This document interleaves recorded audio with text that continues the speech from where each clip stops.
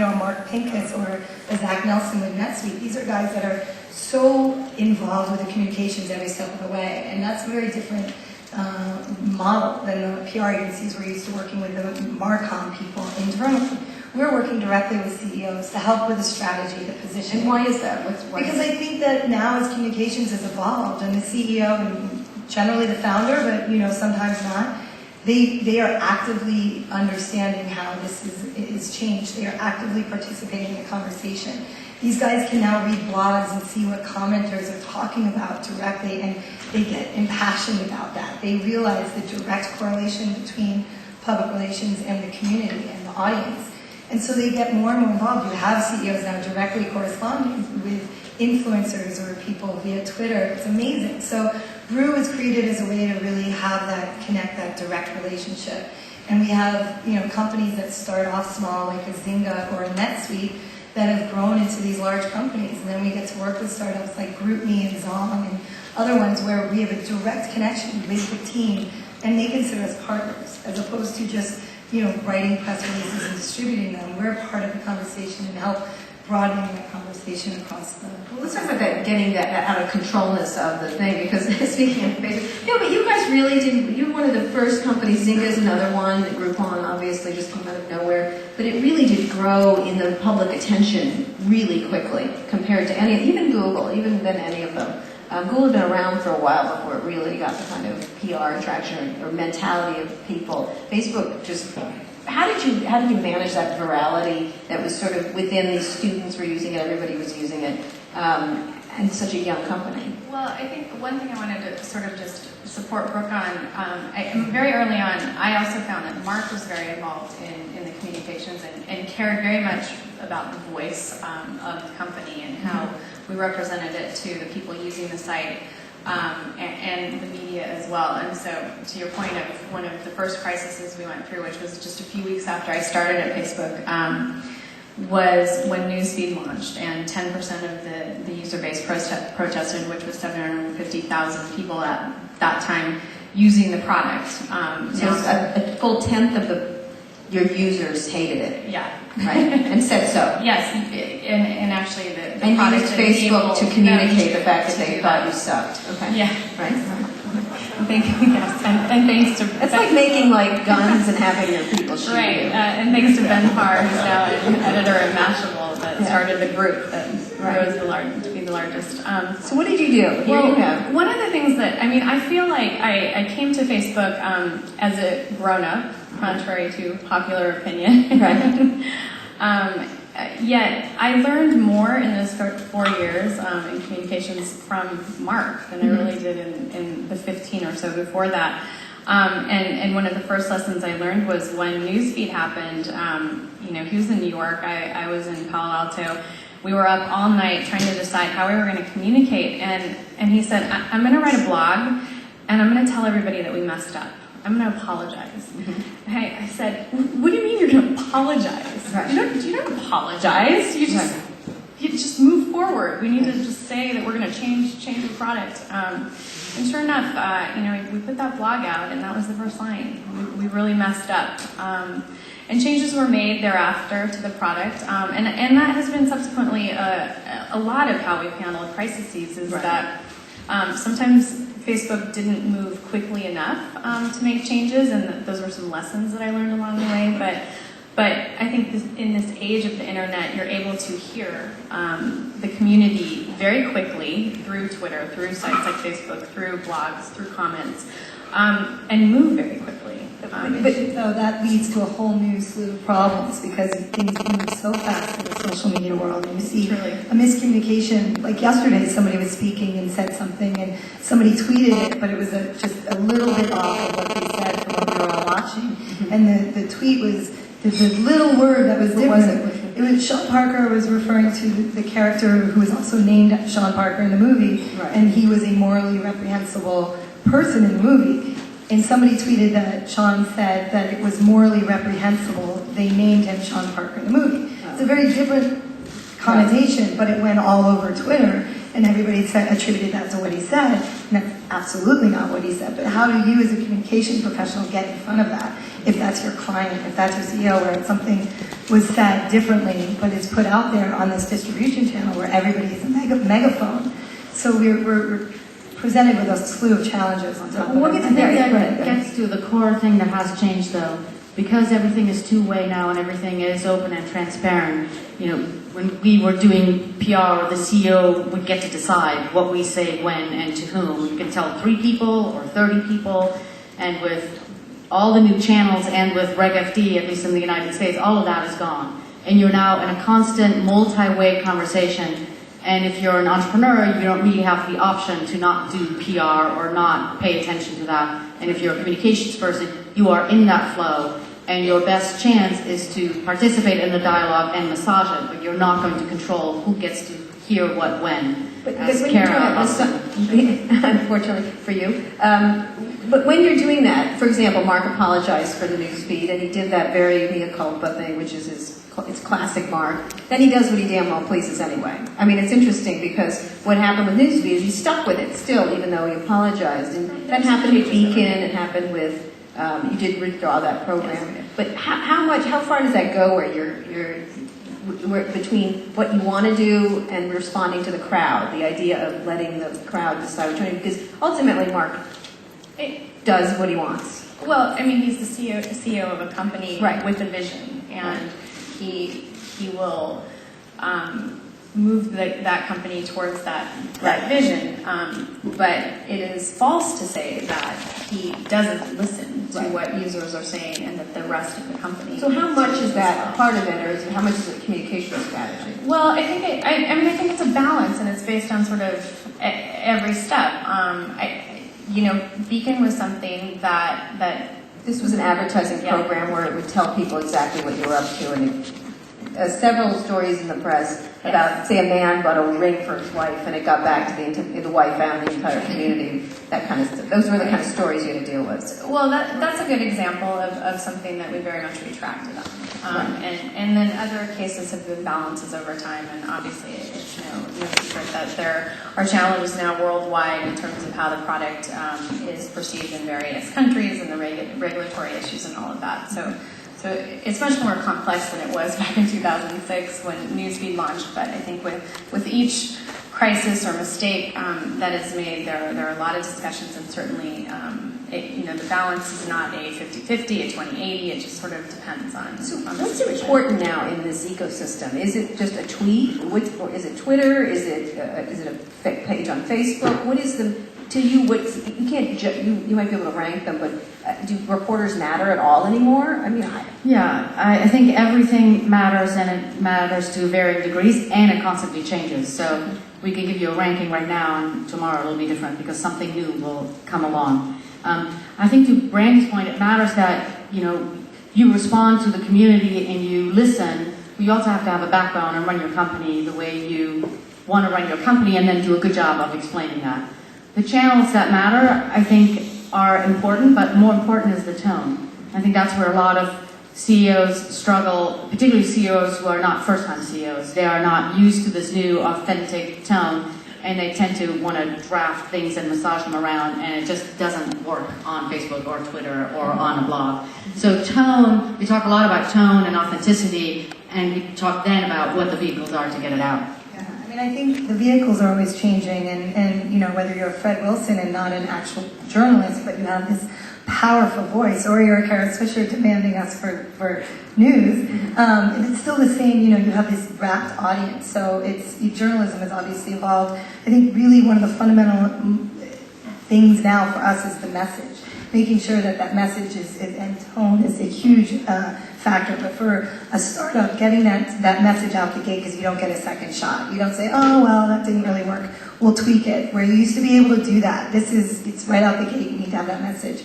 Because you're speaking to such a different audience now. And journalists are important, but then you also have, people with voices, whether they're the mom. You did have never massaged you. Okay. And I have tried over and over again to have that happen. But you have massaged Robert Scoble, for example. But no, but we do. I mean, Esther are here. I mean, there are people here that influencers that before we have a product, we might go to them and say, we'd love to bring you in, we'd love to show it to you, we'd love to get your, your thoughts, your feedback. And then when they do talk about it, whether it's a story or becomes a part of the conversation, that relationship is key. Well, keeping on the massage theme, is that still a manipulation? I mean, is that kind of a, you're having a conversation. That's a favorite term among PR people now, it's a conversation. It's not particularly, I don't consider it a conversation. There are choices, right? A Right. reporter can choose to participate or not to participate in the conversation. But I think we have this direct channel, but a third party vetted by a respected journalist or influencer or celebrity matters a ton, and that's not going to go away. What has changed is there are a lot fewer of them. Because a lot of people have lost their jobs. And I think the importance of analysts has dwindled a bit.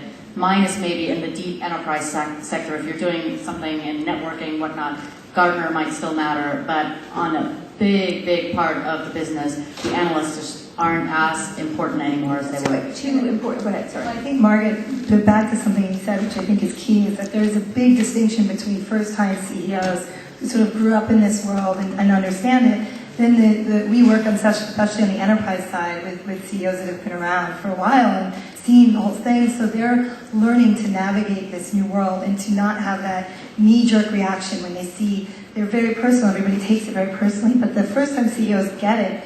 The later stage CEOs are maybe they take it more personally. They see these comments and they want to immediately respond and they immediately want to be defensive, and that's a big factor that we're dealing with to let them bring it back and understand that while it's great that we can see all this transparently, all that's going on, they have to not take it personally. They need to be more focused. Like you were saying, Mark is able to not zone in on that.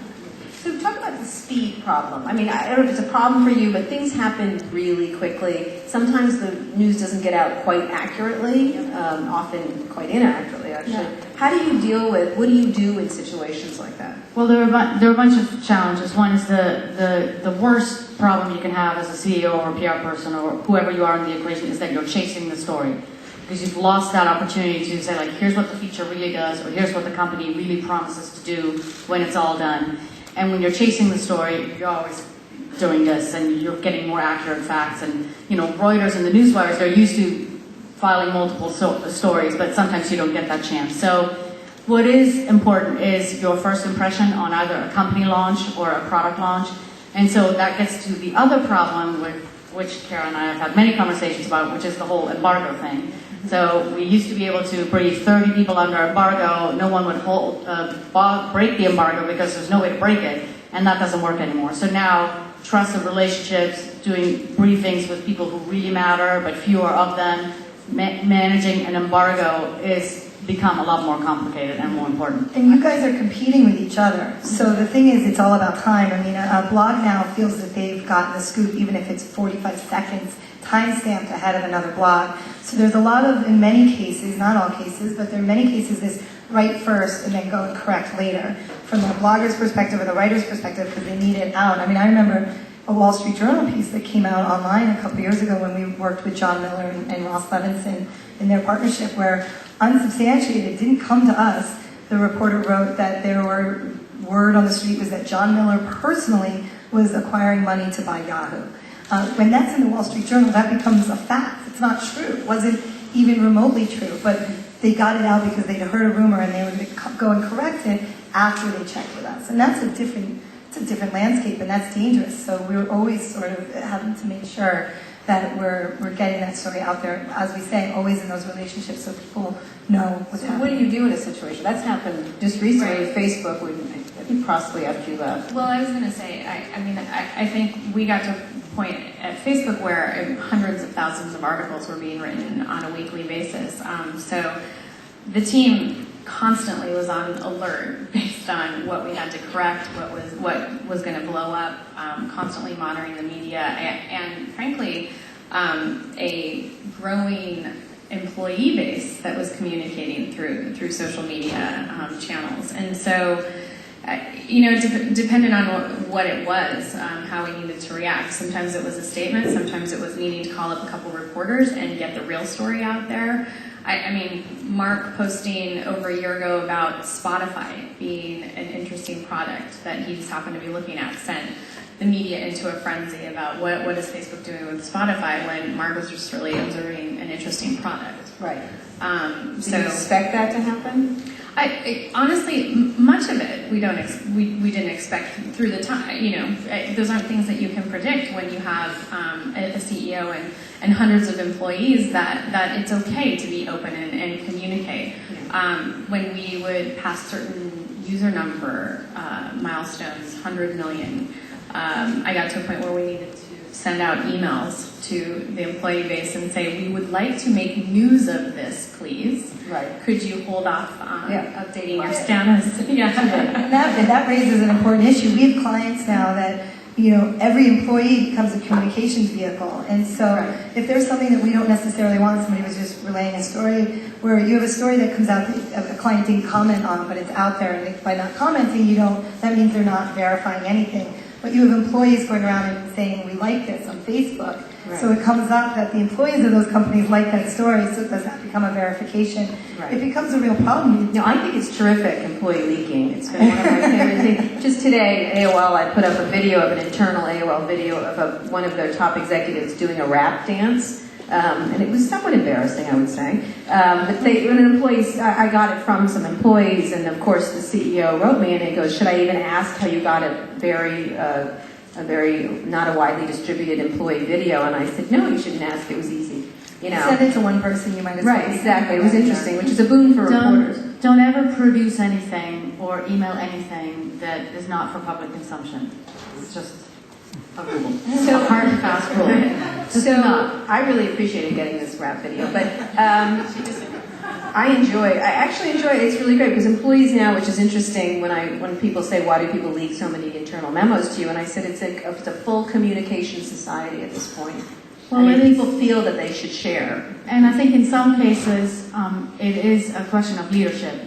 Employees, I think when they don't have another outlet or a place to talk to their CEO or their leadership team, they tend to leak more than in other cases. And I think we've all seen some famous companies have that problem. So there's no edict that you can issue to your company and stop all leaks. It's not going to happen And that there's way. plenty of ways to do it. Facebook is an excellent leaking vehicle, by the way. And Gmail is a preferred leaker of... We all know when we get a call from Kara that says, you got to talk to me about this story I heard. Right. You have to take a deep breath before... So let's talk about It's some... like Brooke has a tattoo that says breathe, and I think it's in honor of Kara. It's in honor of Kara, pretty much, yeah. So let's talk about PR disasters and how you dealt with them. Pick one, and then we'll talk about tips. Like, what is the most... or I can pick one for you if you don't have one, but...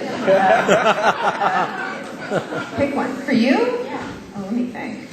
Not so many. I've stumped her. No, you've had several.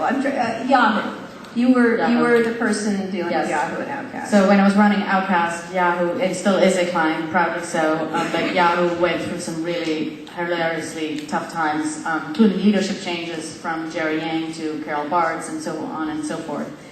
And I think I would say that if you ever find yourself in a position like that, or if you are the CEO or a surrounding person, make sure that decision-making is consolidated in a small group. Make sure that you have discipline around it. And make sure that you really can meaningfully engage with reporters because they will not stop.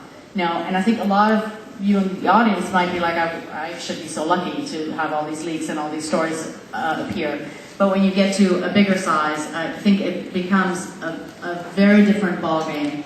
And you need a core, small set of smart decision makers. You need an amazing amount of discipline, and I don't think we always have that in the And at Yahoo, though you didn't have control of it because there were so many people leaving. I wasn't running it. No, you weren't running. But as a PR, what kind of advice do you do that when there's an obsessive reporter who writes a lot about a company? Can create the tone. Who can create the tone about? Does it create the tone about for the stock market, for Wall Street? Can it affect the stock? I think so. I think a lot of people think too much about the stock price, and that might sound naive, but that it is very hard to manage a stock price in a quarter or in 2 quarters. It's just a no-go when you're in a tough pickle like Yahoo was at the time.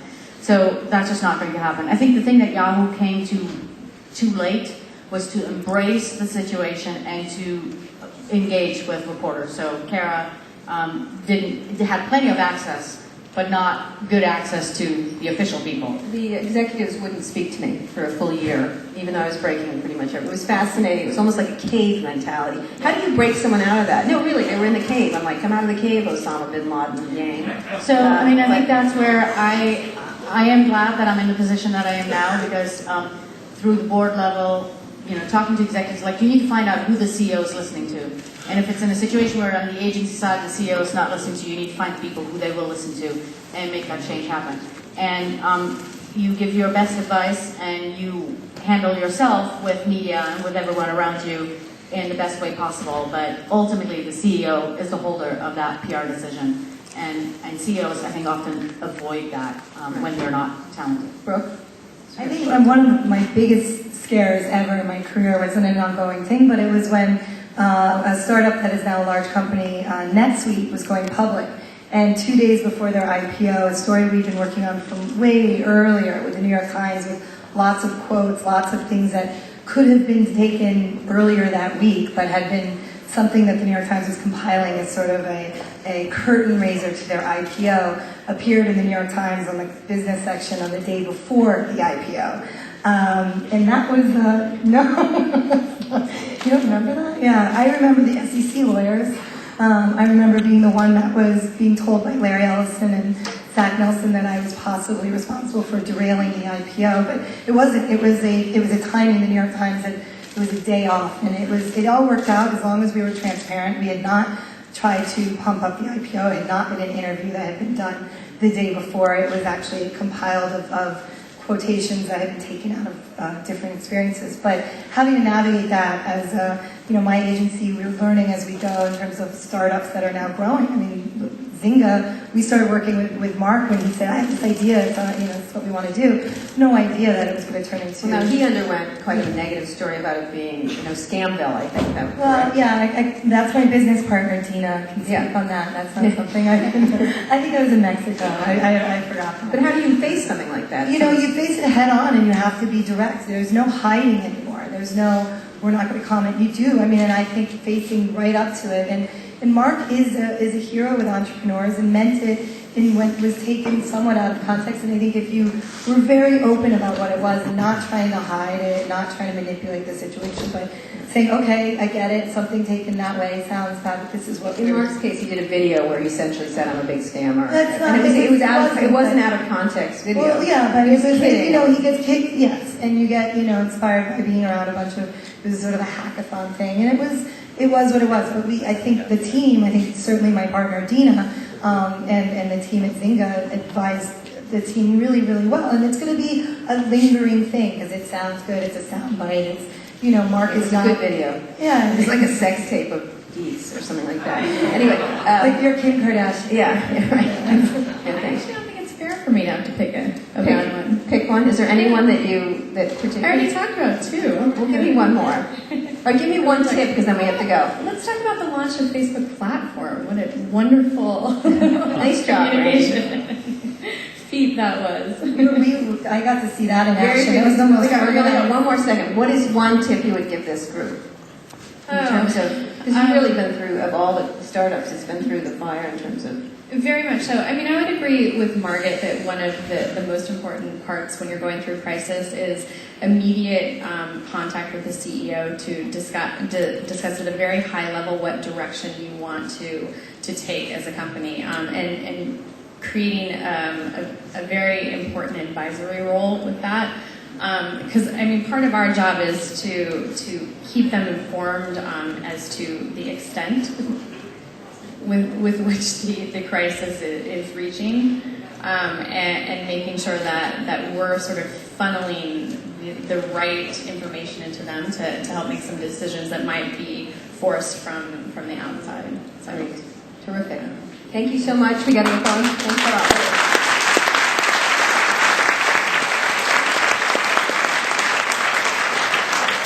Bishop and Randi Zuckerberg, who's still being wired. Oh, you're ready. That's good.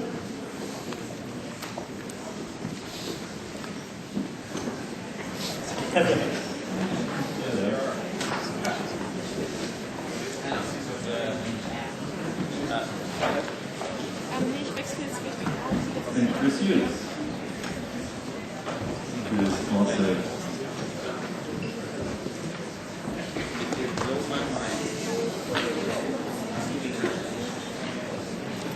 I think those who have been to the It's only last for a two minute. sessions was on All right. participation and transparency. This session is on participation, and you see the third chapter, a different angle to look at that question. And I'm very happy that Matthew Bishop, Chief Business Writer of The Economist, is moderating this session with Randi Zuckerberg and Chris Hughes, and we're looking forward now to your talk. Great, well thank you very much. And after that very serious session on public relations, we're going to offer a bit of light relief now by talking about social change and how to change the world and build a better place. No, it's a great conversation, and to have this conversation, we have Randi Zuckerberg, who's oddly didn't appear as much in the social network as I would have hoped, either as yourself or as a character with your name. After Angelina Jolie declined, no one else could, could do it. And Chris, you sort of had a walk-on part, maybe, as someone.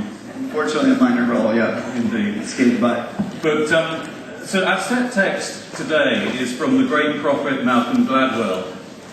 In the New Yorker last October, he wrote, "The instruments of social media are well suited to making the existing social order more efficient. They are not a natural enemy of the status quo. If you are of the opinion that all the world needs is a little buffing around the edges, this should not trouble you."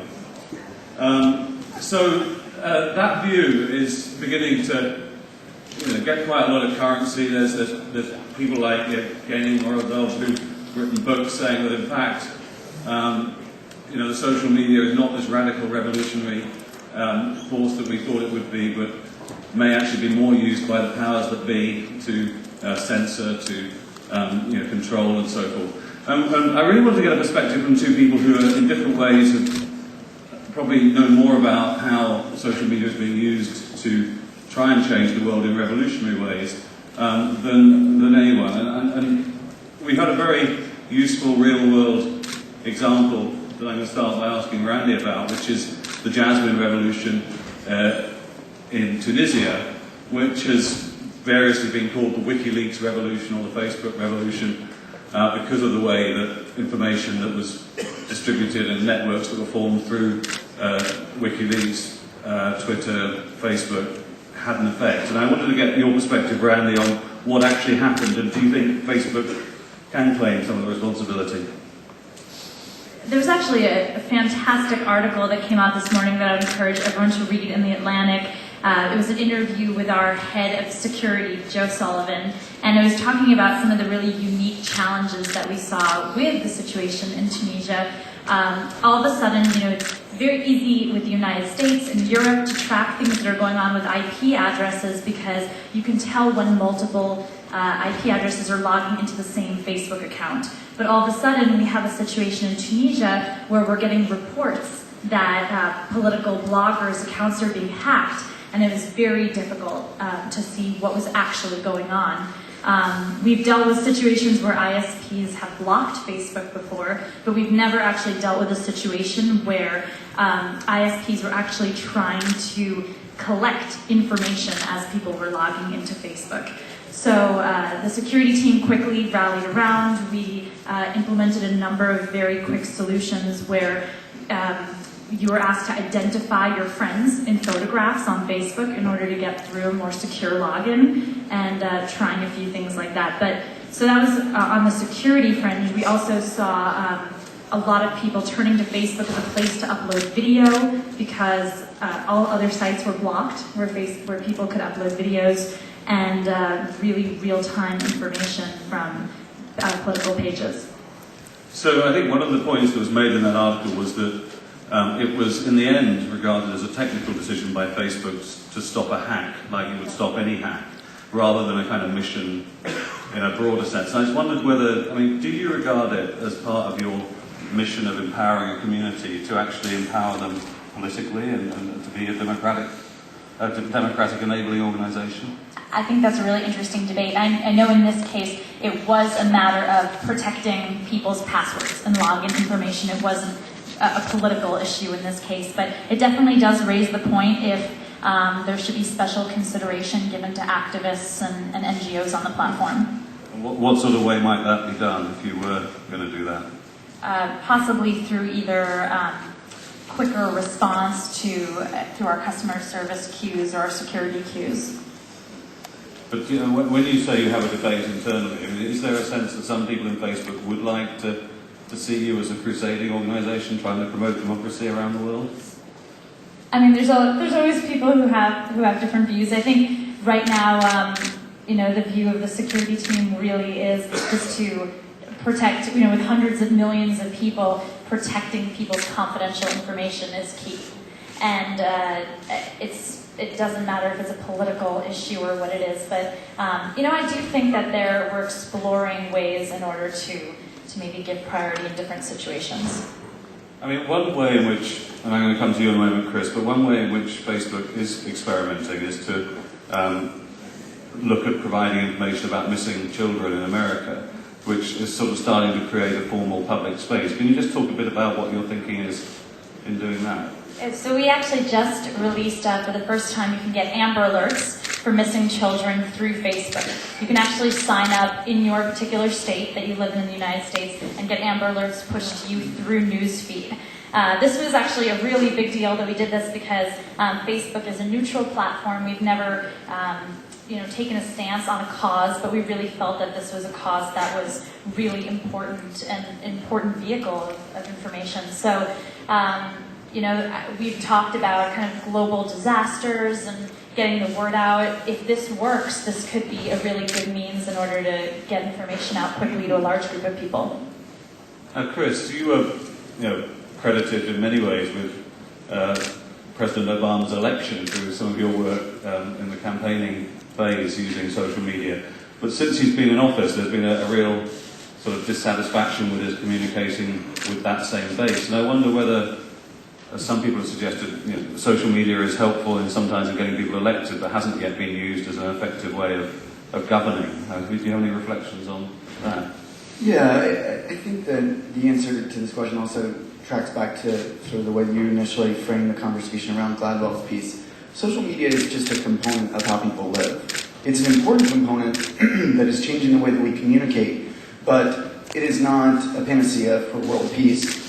It is not on its own going to necessarily bring democracies to worlds where there's totalitarian or authoritarian regimes. It can make it easier for people to speak and communicate, and that's part of what makes up democracy.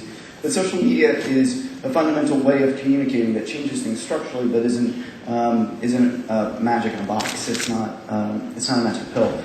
And so the same thing goes in the context of the Obama campaign and what's currently going on with the Obama administration. 2007, 2008 was a really unique time in American history where people were incredibly frustrated with the status quo and were ready and willing to build a movement to change the way politics was done. They used social media in large part to do so.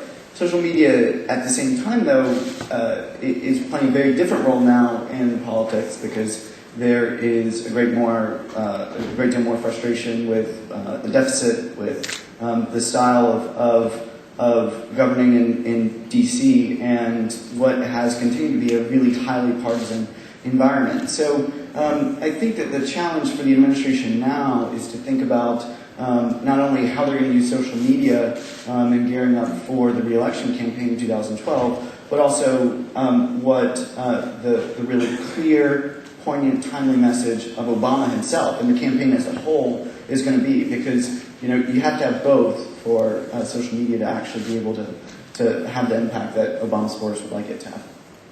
Do you personally feel disappointed by how the Obama team have used social media since they've been in office?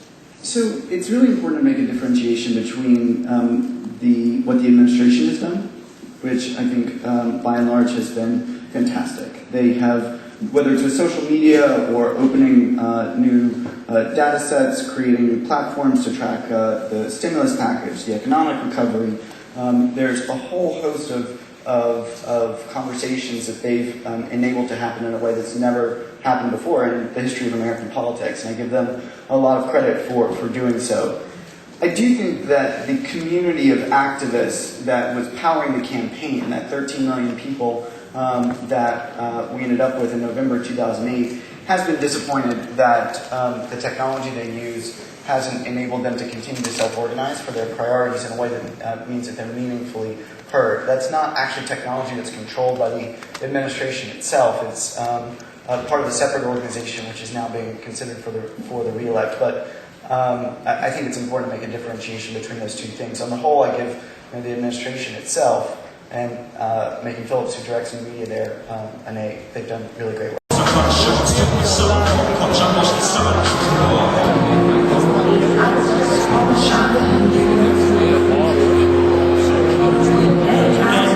Amazing back soul singer on the chorus, unfortunately not here today.